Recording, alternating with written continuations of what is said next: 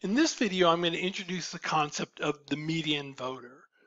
This winds up being a really important concept in political science, and it helps us understand the strange result where even though most people are moderates or towards the center of the ideological spectrum, our elected officials are on the extreme ends of the ideological spectrum. So let's go back to basics and first talk about what we mean by a median. The median technically is the middle value in a set of values arranged in order.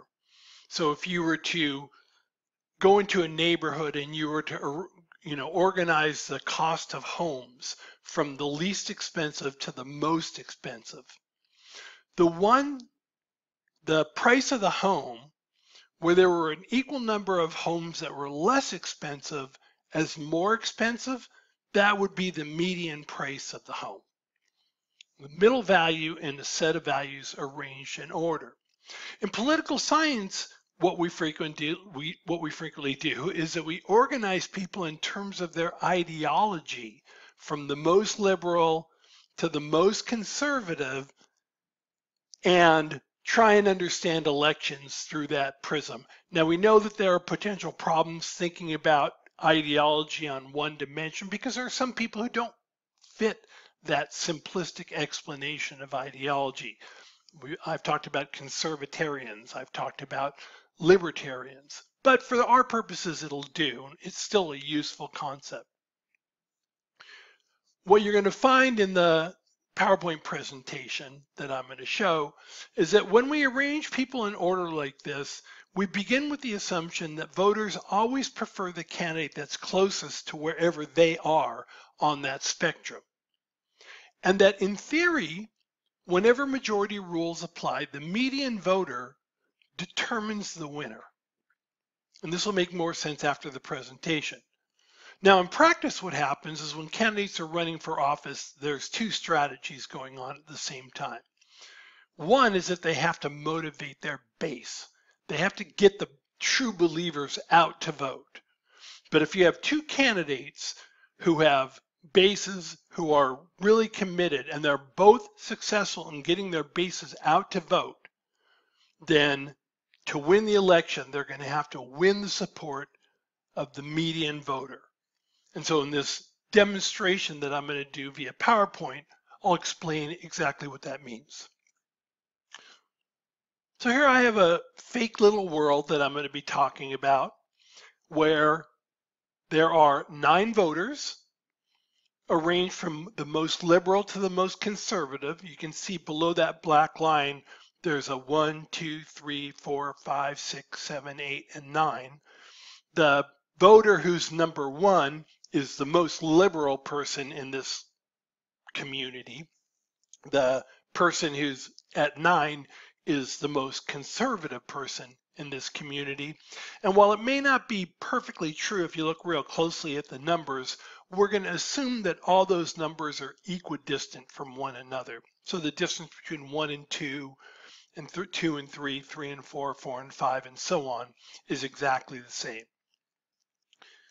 What I'm going to do in this part of this demonstration is place candidates above that line, and then we're going to try and figure out how the election is going to turn out. This will make more sense once I start doing what I'm talking about. But before I do, I want to talk about the assumptions that are kind of built into this way of thinking about elections. The first assumption is that there are 9 voters. In my world, since I created this, they all have to vote. Not voting is not an option. They all have to vote. Second, the voters and candidates can be placed easily on one dimension, from most liberal to most conservative, which in reality is not a fair assumption, but for our purposes, it will be fine. And as I said before, voters always prefer the candidate that's closest to their own position. Now, what do I mean by that? Suppose you were voter number 4, and there was an election between candidate 3 and candidate 7. Which candidate would you support? candidate 3 or candidate 7. Now, hopefully you said candidate 3. And why? Because candidate 3 is just one step away from where you are. Candidate 7 is 3 steps away from where you are. And so, as I said, voters always vote for the candidate closest to their own preferences. And so you would vote for candidate 3. Let me give you another example. What if you were voter 6 and the 2 candidates that you had to vote for, because remember, in my world, you have to vote, were candidate 1 and candidate 2? Well, in that case, you would vote for who? Candidate 2. Would you be happy about it? Probably not, because as a 6, you're on the conservative side. Candidate 2 is very liberal, but candidate 2 is closer to your preferences than candidate 1. And so that's why you would vote for candidate 2. So with that in mind, let's move on. On my graph, candidate 5 is the median voter. Remember I said previously that the median is the middle value in a set of values arranged in order. Well, we have 9 voters arranged in order from most liberal to most conservative, and the reason voter number 5 is the median voter is because there are 4 voters more conservative than voter 5, and there are 4 voters more liberal than voter 5. Hence, he's the median or she's the median. Now, let's say we have an election, and the election is between Barack Obama and Mitt Romney. I made this presentation a while ago, back during that election. And I didn't want to have to keep updating it by getting the faces of the people who ran in the last election. So we're just going to stick with Barack Obama and Mitt Romney. In this election, I have Barack Obama listed as a 3. So he's like on the liberal side. And I have Mitt Romney listed as a 5. So he's a moderate. If there was an election between these two, and this is where they were on the ideological spectrum, who would win the election? Well, Mitt Romney would. Why? Because voter 9 is going to vote for Mitt Romney. He's clearly closer to the preferences of voter 9. He's also closer for voter 8, 7, 6, and 5. Now, what about Barack Obama?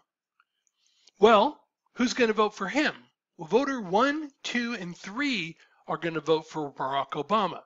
So if you look at it, it means that no matter what, Mitt Romney is going to win this election. He's already got 5 voters voting for him, right? So it doesn't even matter how voter 4 votes, Mitt Romney's going to win.